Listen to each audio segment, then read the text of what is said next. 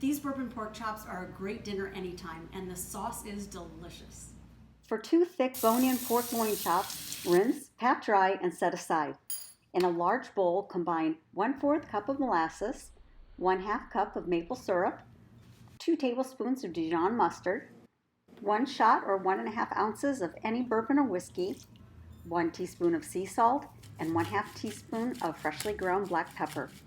Whisk well and set aside. Coat a cast iron skillet with 2 tablespoons of oil. Heat over medium-high and salt and pepper both sides of the loin chops. When the pan just begins to smoke, reduce the heat to medium, but immediately brown the pork chops on all sides. Add 2 tablespoons of butter and baste until the pork has an internal temperature of 145 degrees Fahrenheit.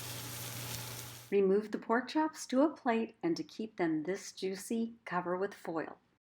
Drain the excess fat from the pan, wipe any drippings, and return to medium-high heat. Whisk and add the bourbon sauce, and reduce the sauce until it has a syrup-like consistency.